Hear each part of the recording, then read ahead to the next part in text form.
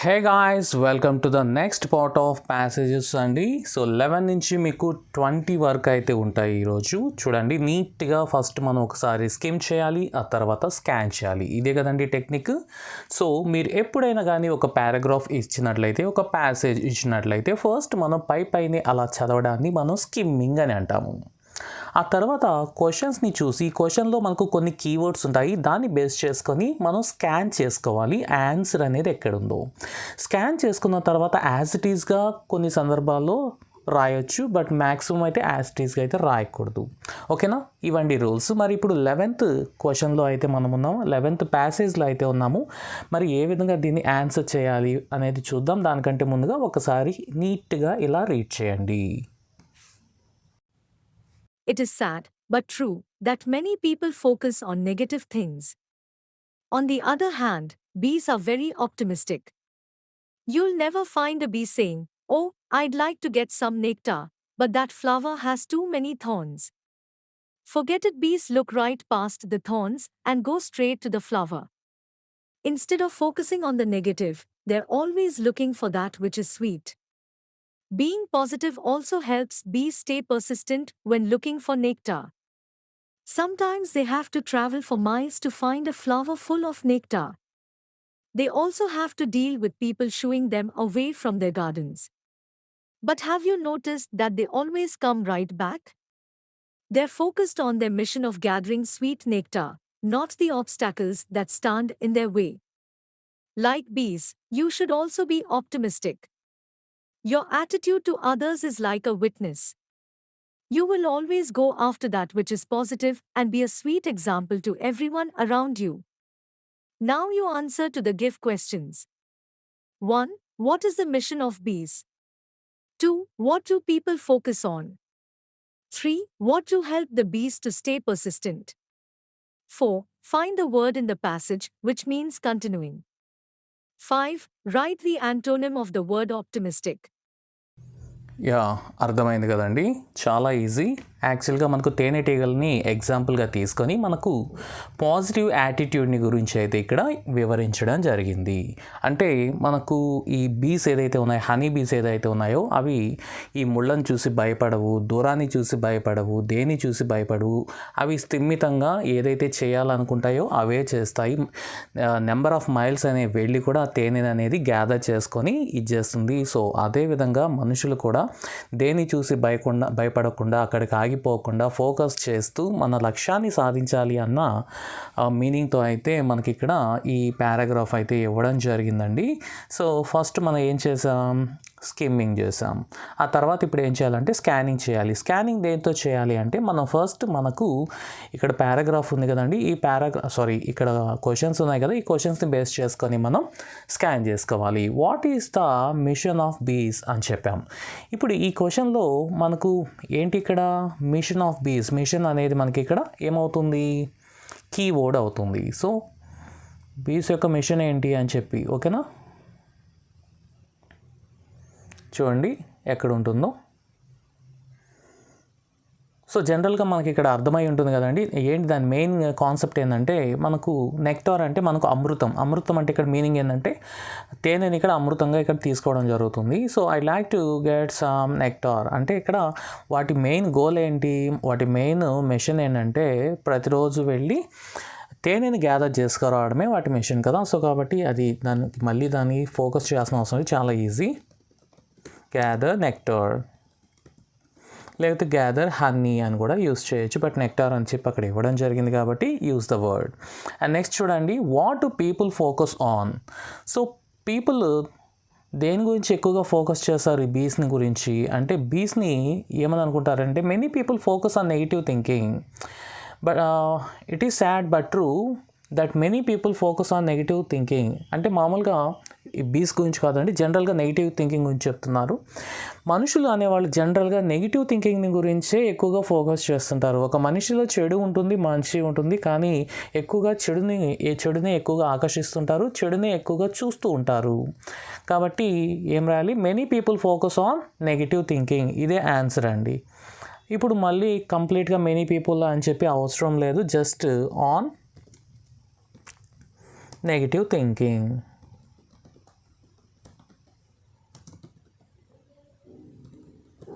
లేదా negative attitude అని కూడా రాసుకోవచ్చు. ఓకేనా అండి. And see the next one, third one, what to help the bees to stay persistent అని చెప్పి ఇవ్వడం జరిగింది. అంటే ఇక్కడ మీనింగ్ ఏంటంటే, ఇప్పుడు ఇవి చాలా పర్సిస్టెంట్ అంటే స్థిరంగా ఉంటాయి కదా, వాటి ఆలోచన చాలా స్థిరంగా ఉంటుంది కదా. సో అలా ఆప్టిమిస్టిక్గా లేదా స్థిరంగా ఉండడానికి కారణం ఏంటి అని అడుగుతున్నారు. వాట్ డు హెల్ప్, ఏది హెల్ప్ చేస్తుంది అని అడుగుతున్నారు. కాబట్టి ఇక్కడ చూడండి, ఇక్కడ స్కాన్ చేసి పెట్టాను చూడండి, పర్సిస్టెంట్ అని ఉంది కదా, ఇక్కడ ఉంది కదా. సో ఇక్కడ స్కానింగ్ ఇక్కడ అయింది, ఇక్కడ నుంచి ఒకసారి చదువుకోవాలి. అంతేగాని అక్కడి నుంచి ఇక్కడికి ఫుల్ స్టాప్కి రాయాలనేది నా ఉద్దేశం కాదండి. Being positive also helps be stay persistent when looking for an actor అని చెప్పారు కదా. సో ఇది మీనింగ్ ఏంటి, ఇలా స్థిరంగా ఉండడానికి లేదా పాజిటివ్గా ఆలోచించేదానికి ఏం కారణమవుతుంది, looking for an actor, positive thinking అనేది కారణమవుతుంది, అంతేనా. సో కాబట్టి ఇదంతా రాయకుండా పాజిటివ్ థింకింగ్ లేదా పాజిటివ్ యాటిట్యూడ్ అని రాస్తే సరిపోతుంది.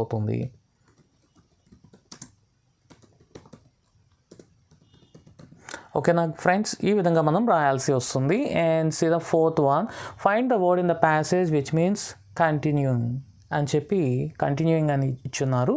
దీని మీనింగ్ ఏంటి ఇక్కడ అనేది, అంటే దీంట్లో ఒక వర్డ్ అనేది ఇవ్వడం జరిగింది, ఆ వర్డ్ని ఇక్కడ చూపించమని చెప్పారు. ఇదే అండి ఆన్సర్ కూడా ఇదే అవుతుంది, పర్సిస్టెంటే అవుతుంది, స్థిరంగా కంటిన్యూస్గా. ఓకే, ఒకే విధంగా ఇదంతా కూడా కంటిన్యూయింగ్ అనే మీనింగ్తో వస్తుంది కాబట్టి పర్సిస్టెంట్.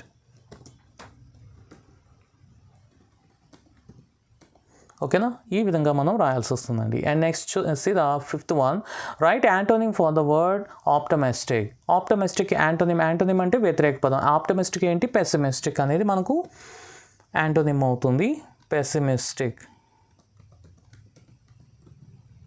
ఇలా మనం ఆన్సర్ అయితే చేయాల్సి వస్తుంది ఫ్రెండ్స్. ఓకేనా, ఇప్పుడు మనం 12th దాంట్లోకి వెళ్ళిపోతున్నాం. రవీంద్రనాథ్ ఠాగూర్ గురించి అయితే ఇవ్వడం జరిగింది. ఇక్కడ ఏ విధంగా అతను చిన్నప్పుడు వాళ్ళ ఫాదర్ అతన్ని హిమాలయ ప్రదేశాలకు తీసుకుపోయారు, అతనికి ఏ విధంగా జ్ఞానోదయం అయింది, అదేవిధంగా భగవద్గీత ఇవన్నీ చదివి ఏ విధంగా అతనికి ఉపనిషత్తులు చదివి ఏ విధంగా అతను మారాడు అనేది, సో దాని గురించి అయితే ముక్తి వీటికి సంబంధించి ఇవ్వడం జరిగింది. ఒకసారి విందాం. ఓకేనా friends. Rabindranath Tagore's family's outlook on religion and life was influenced by the Upanishads and the Bhagavad Gita. When Rabindranath was 12 and went to the Himalayas with his father, they chanted the Upanishads together. His father insisted that he should know the verses by heart.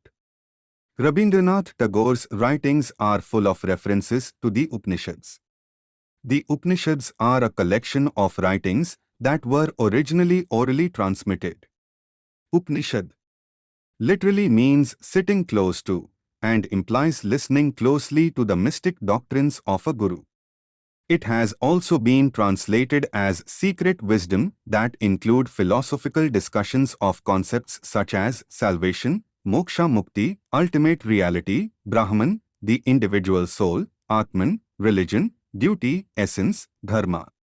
The Upanishads build the foundation of what is called Vedanta, which means the end of the Veda, goal, conclusion, highest aim. Now you kindly skim the above passage again and answer to the questions. 1. What influenced Tagore's religion and life? 2. With whom did Tagore go to the Himalayas? 3. What does Upanishads literally mean? 4. Pick out the translated words for Upanishads. 5. What part of speech is the word highest? Okay, అర్థమైంది కదండి. So మన రవీంద్రనాథ్ ఠాగూర్ గురించి అతని లైఫ్లో కొంత పార్ట్ని గురించి అయితే ఇక్కడ ఇవ్వడం జరిగింది, చూస్తున్నారు కదా. సో మరి ఇప్పుడు స్కిమ్మింగ్ ఒకసారి మీరు జస్ట్ అలా స్కిమ్ చేసుకోండి. నెక్స్ట్ క్వశ్చన్లోకి వచ్చినట్లయితే, what influence Tagore's religion on life అని చెప్పి ఇవ్వడం జరిగింది. ఏం ఇన్ఫ్లుయెన్స్ చేసింది, ఇదండి ఇన్ఫ్లుయెన్స్ అనే పదం ఇక్కడ ఉంది కదా. సో ఇది ఫోకస్ చేస్తున్నాం, మనం స్కాన్ చేస్తున్నాము. So Tagore's family outlook on religions and life was influenced by the Upanishads and the Bhagavad Gita. ఇదండి ఆన్సర్. సో ఇదంతా ఆన్సరే, కాకపోతే అంత రాయకుండా మీకు జస్ట్ అక్కడ వరకు రాస్తే సరిపోతుంది. Upanishads and Bhagavad Gita.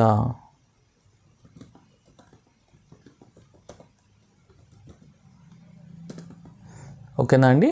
And see the next question, with whom did Tagore go to Himalayas. Himalayas చూడండి, when Rabindranath Tagore travel and went to the Himalayas with his father. కాబట్టి ఇదంతా రాయకుండా ఫాదర్ అనో లేకపోతే విత్ హిస్ ఫాదర్ అన్న రాయండి సరిపోతుంది. With his father. And see the third one, what does Upanishads literally means. ఉపనిషత్తులు అంటారు కదా, ఈ ఉపనిషత్తులు లిటరలీ మీన్స్ ఏంటి, దాని మీనింగ్ ఏంటి అని ఇక్కడైతే అడుగుతున్నారు. ఇక్కడ ఆల్రెడీ ఇవ్వడం జరిగింది చూడండి. Literally it means sitting close to అని చెప్పారు కదా, సేమ్ యాజ్ ఇట్ ఈస్గా అదే రాస్తే సరిపోతుంది.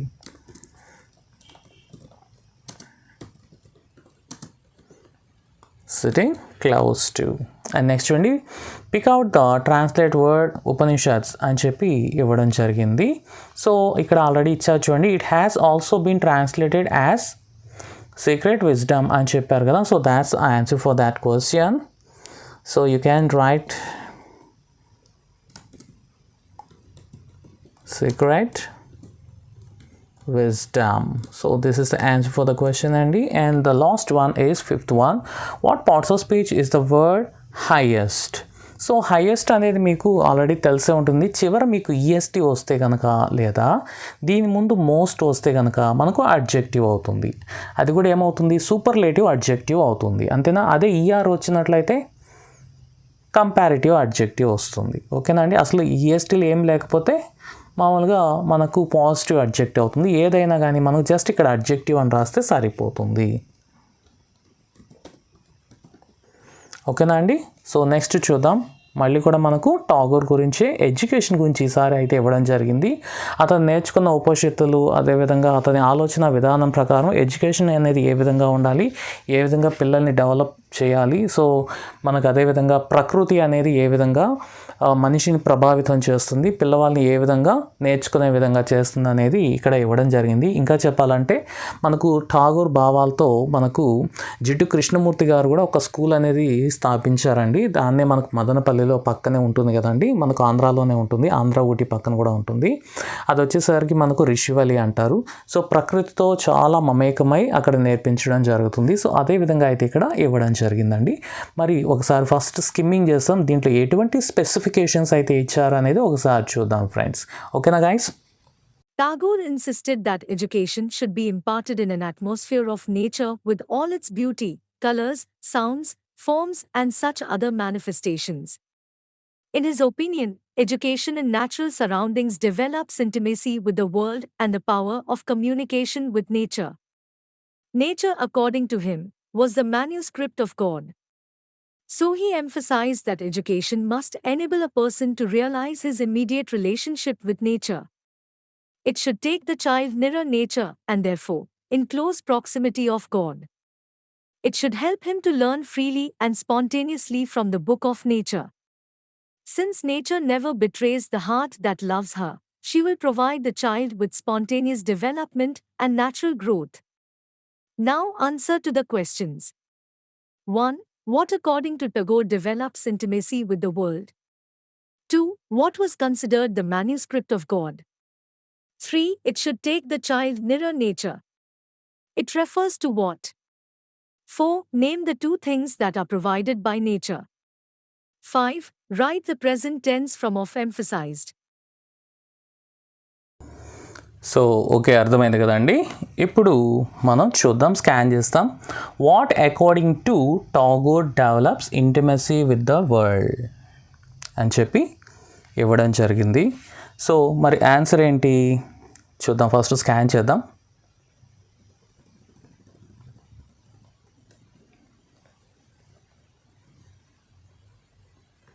చూసారా, ఇక్కడ ఇచ్చినారు కదండి. Education in nature surroundings develops intimacy with the world and the power of communication with nature according to. ఇదంతా కూడా రాసినా బాగుంటుందండి. సో ఇదంతా కూడా రాస్తే ఇంకా మంచిది, రాసేసేయండి. కొన్ని సందర్భాల్లో మొత్తం యాజ్ ఇట్ ఈస్గా రాయాల్సి వస్తుంది ఫ్రెండ్స్. అదే ఈ సందర్భం ఇది. సింపుల్గా ఈ మొత్తం అనేది ఇక్కడ రాసేస్తాం. ఓకేనా, ఎడ్యుకేషన్ ఇన్ నేచురల్ సరౌండింగ్స్ ఇది. And see the next one, what was considered the manuscript of God. Okay, చూద్దాం.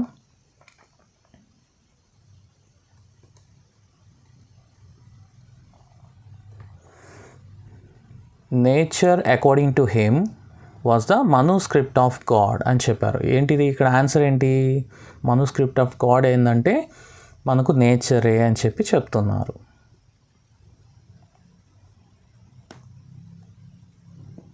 ఇది ఉండకూడదండి, ఇది ఒక్కటి తీసేస్తాం. అక్కడ వరకే ఆన్సర్. ఏంటి ఇక్కడ? నేచరే కదా, నేచర్. ఆన్సర్ ఈస్ నేచర్ అండి. And see the next one. It should take the child nearer nature. It refers to what? ఓకేనా? It should take the child nearer to the nature. ఏది పిల్లల్ని దగ్గర చేస్తుంది అంటే నేచర్కి? ఎడ్యుకేషన్ అండి. సో ఎడ్యుకేషన్, అంతే కదా. And see the next one. Name the 2 things that are provided by nature అని చెప్పి ఇక్కడ ఇవ్వడం జరిగింది. ఇక్కడ చూసారా? షీ విల్ అంటే షీ విల్ ఏంటి? షీ అంటే ప్రకృతి అండి. Will provide the child with spontaneous development and natural growth అని చెప్పి ఇవ్వడం జరిగింది. So that is the answer.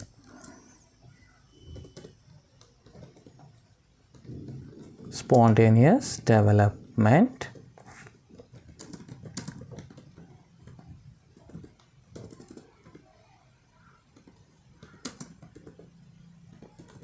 ఇలా మనం రాయాల్సి వస్తుందండి. And the last one, write present tense form of emphasized అని చెప్పారు.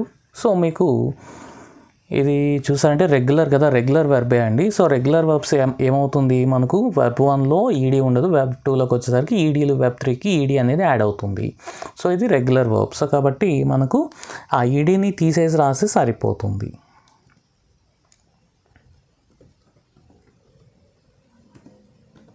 ఎంఫసైజ్, ఓకేనా? ఎంఫసైజ్డ్ కాదు, emphasize. And see the 14th one అండి. నా వీఆర్ ఇన్ 14th వన్. చూసారా దేని గురించి ఇది?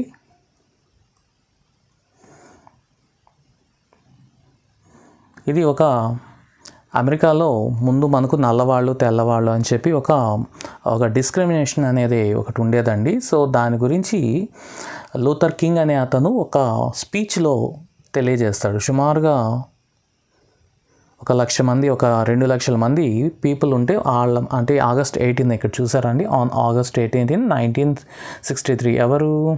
డాక్టర్ మార్టిన్ లూథర్ కింగ్ అనే అతను ఆయన మాట్లాడారు అనమాట. ఏమనంటే నల్లవాళ్ళు తెల్లవాళ్ళు అనే ఈ జాతి వివక్షత ఏదైతే ఉందో ఇది కంప్లీట్గా పోవాలి, అదే నా కళ అని చెప్పి ఒక రిటోరికల్ ఒక స్టైల్ అనమాట ఆ పోయమ్స్లో. అంటే అది ఎలా ఉంటుందంటే తిప్పి దాన్నే యూస్ చేస్తూ ఒక ఇన్స్పైరేషన్గా తెలియజేస్తారు. అంటే లైక్ ఇక్కడ ఏం తెలియజేస్తారంటే కనుక ఐ హ్యావ్ ఏ డ్రీమ్ అనే దాన్ని రెటోరికల్ పోయం టెక్నిక్గా యూస్ చేసి చెప్పారు.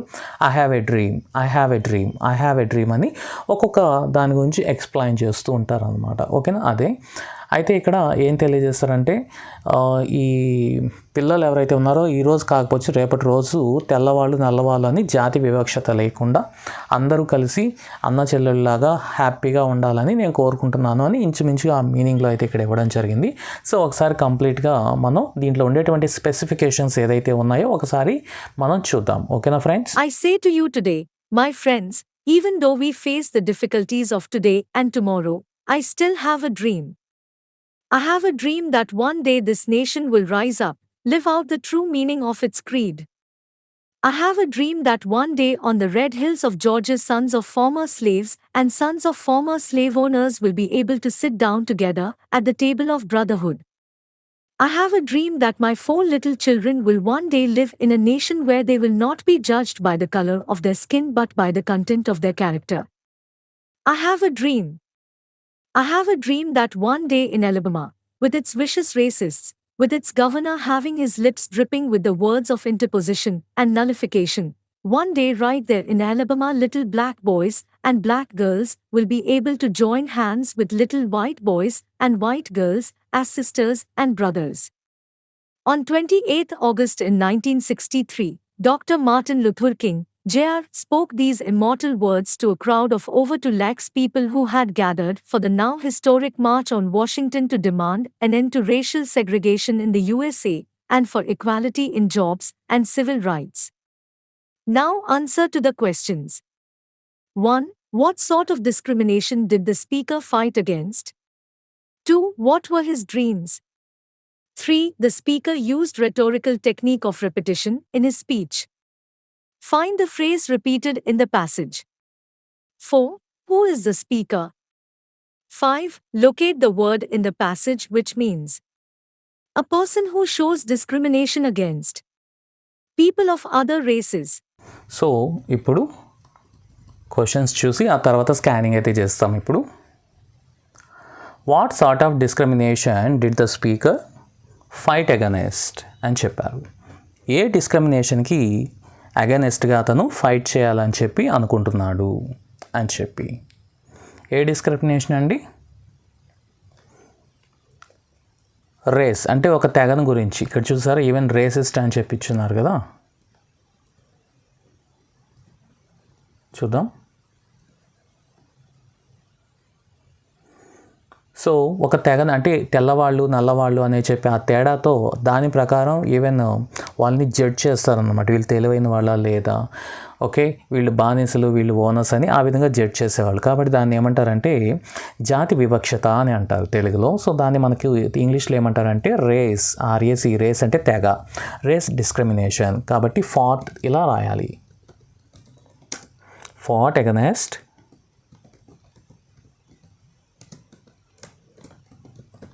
race discrimination. ఇలా రాస్తే సరిపోతుందండి. And see the next one, what were his dreams. అతని డ్రీమ్స్ ఏంటి అని చెప్పి ఇక్కడ ఇవ్వడం జరిగింది. అతని డ్రీమ్స్ చాలానే ఇచ్చున్నారు. దాన్ని మనం ఒక్కొక్క పాయింట్ లెవెల్లో అయితే రాయాలి. ఇదైతే కొంచెం పెద్దదిగా రాస్తే కనుక మంచి మార్క్స్ అనేది ఇవ్వడం జరుగుతుందండి. ఇక్కడ చూసారా ఇవన్నీ కూడా అతని డ్రీమ్స్లో భాగంగా మనకు రెటోరికల్ పాయింట్ని ఆ టెక్నిక్ యూస్ చేసి ఐ హ్యావ్ ఎ డ్రీమ్ అని చెప్పి నాకేమేమి డ్రీమ్స్ ఉన్నాయని చెప్పి ఇక్కడ ఇవ్వడం జరిగింది. ఫస్ట్ చూడండి నేషన్ రైజ్ అప్, ఇదంతా కూడా ఇవ్వడం జరిగింది. ఆ తర్వాత ఇదంతా కూడా అతని డ్రీమ్గా ఇక్కడ ఇవ్వడం జరిగింది. ఓకేనా ఫ్రెండ్స్? సో ఇది ఏ విధంగా రాయాలనేది ఇప్పుడు చూద్దాం. ఓకేనా? ఇక్కడ చూస్తున్నారు కదండి, ఇక్కడ 3 పాయింట్స్ అయితే నేను ఇప్పుడు ఇక్కడ టైప్ చేయడం జరిగింది. చూడండి, Gorgeous sons of former slaves and sons of former slave owners will be able to sit together at the table of brotherhood. ఇదొక డ్రీమ్ అతను చెప్పారు. రెండోది, will not be judged by the colour of they skin, అంటే వాళ్ళ skin అంటే నలుపు తెలుపు అని చెప్పి ఆ డిస్క్రిమినేషన్ ఉంది కదా, ఆ దానితో జడ్జ్ చేయకూడదు. ఏదైనా కానీ ఒక విషయాన్ని దాంతో జడ్జ్ చేయకూడదు, ఆ కోణంలో చూడకూడదు అని. మూడోది వచ్చి, little black boys and black girls will be able to join hands with little white boys and white girls as sisters and brothers. So వాళ్ళందరూ కూడా బ్లాక్ బాయ్స్ అండ్ గర్ల్స్ అంతా కూడా అన్న చెల్లెల్లాగా కలిసిమెలిసి ఒకే కులంలాగా ఒకే మతంలాగా సో ఒకటే ఇదిలాగా ఎటువంటి డిస్క్రిమినేషన్ లేకుండా కలిసి ఉండడమే నా డ్రీమ్ అని చెప్పి ఇలా కొన్ని డ్రీమ్స్ చెప్పారు. వాటిలో ముఖ్యంగా ఒక 3 డ్రీమ్స్ అనేది నేను ఇక్కడ ఇవ్వడం జరిగిందండి. ఓకేనా? And see the third one అండి, the speaker used rhetorical technique of repetition in his speech. Find the phrase repeated in the passage. So ఏంటి దీంట్లో ఆల్రెడీ మీకు చెప్పాను, ముందే చెప్పాను. ఏంటది? ఐ హ్యావ్ ఏ డ్రీమ్, అదే కదండి. సో కాబట్టి I have a dream.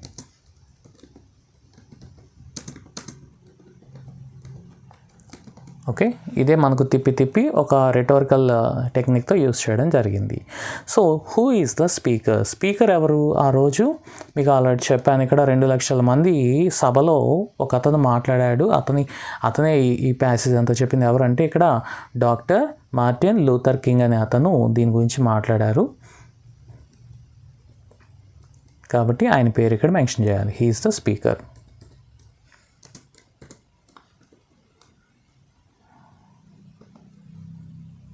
Doctor Martin Luther King. ఓకేనా? And see the next one. Locate the word in the passage which means a person who shows discrimination against people of other races. Okay. So ఈ passage ఏదైతే ఉందో దాంట్లో person who shows ఎవరైతే వివక్షత చూపిస్తారో, జాతి వివక్షత చూపిస్తారో వాళ్ళని ఏమంటారు అనే దానికి ఒక పదాన్ని ఇక్కడ ఉపయోగించారు.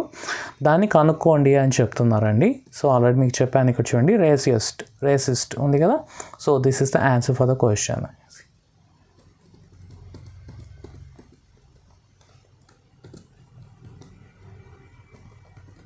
racists.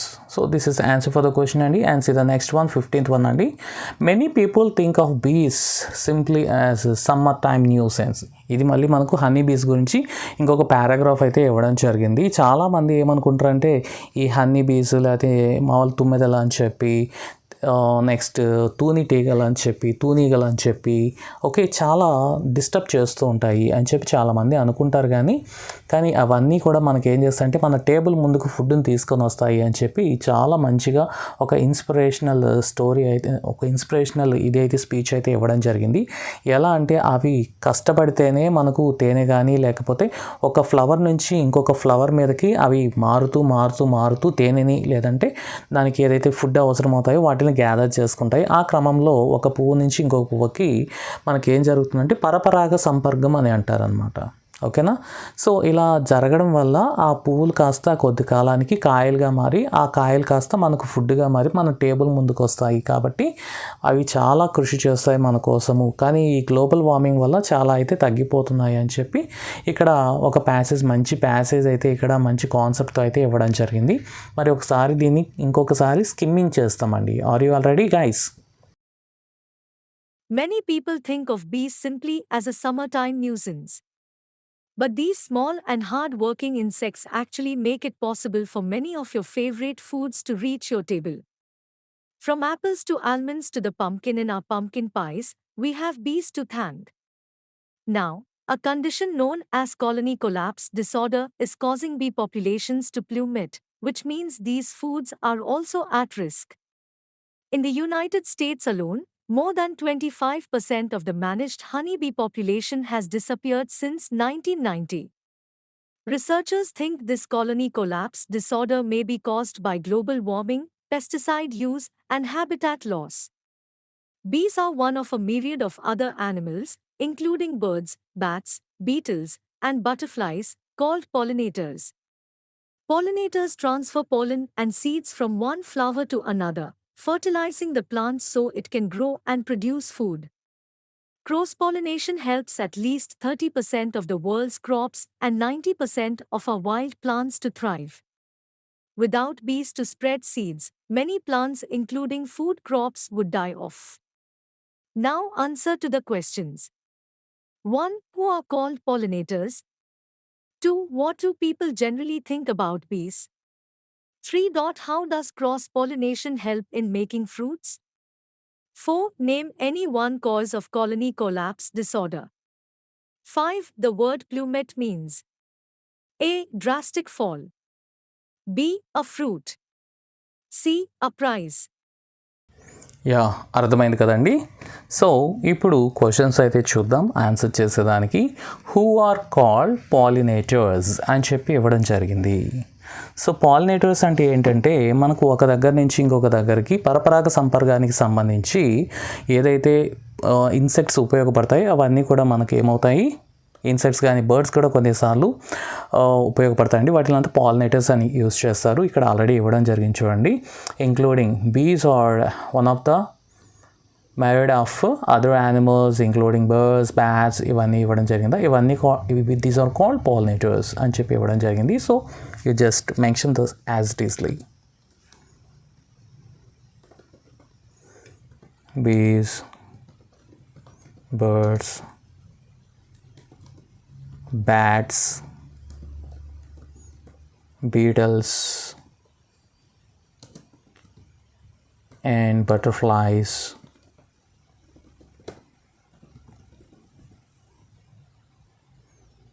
అంటే చాలు, మళ్ళీ ఆర్ కాల్డ్ అని అవసరం లేదు. That's it. Next, what do people generally think about బీస్? బీస్ గురించి జనరల్గా పీపుల్ ఏమని అనుకుంటారు? ఆల్రెడీ ముందే చెప్పాం కదండి. Many people think of bees simply as summer time nuisance అని కదా. ఇదంతా రాయాల్సిన అవసరం లేదు, జస్ట్ సమ్మర్ టైమ్ న్యూసెన్స్ అని రాస్తే సరిపోతుందండి. ఓకేనా guys?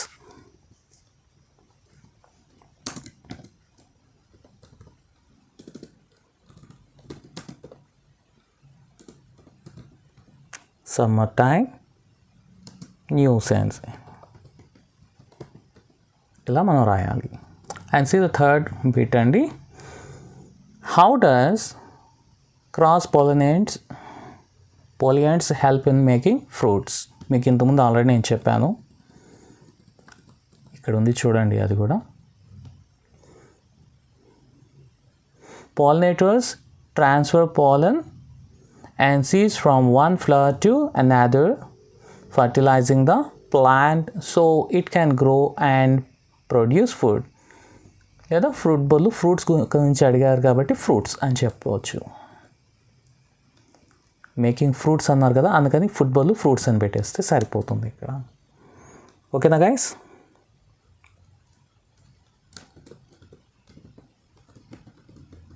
Pollinators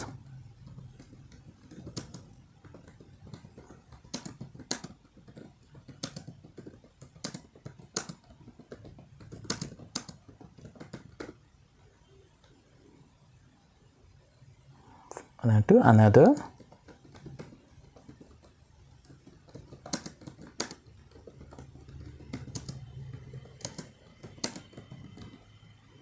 so it can grow and produce fruits. So likewise we have to write అండి. And see the fourth one అండి. Name any one cause of colony collapse disordered అని చెప్పారు. Colony అంటే ఏం లేదండి, ఇక్కడ మామూలుగా ఈ తేనెటీగలు పెట్టుకునే తేనె పట్టు అంటారు కదా, దాన్ని మనం కాలనీ అంటారు. ఓకేనా? వన్ ఆఫ్ ద రీజన్ ఏంటి? కొన్ని రీజన్స్ అయితే ఇక్కడ ఇవ్వడం జరిగింది, వాటిలో వన్ ఆఫ్ ద రీజన్ అనేది మనం రాస్తే సరిపోతుంది. Researchers think this colony collapse disordered maybe caused by global warming అని చెప్పి కొన్ని ఇచ్చినారు కదా కాజెస్. నేనైతే ఇది తీసుకుంటాను, లేదా ఈ 3 రాసే పని అయితే కూడా రాసుకోండి, బట్ వాళ్ళైతే ఒకటి రాయమని చెప్పారు.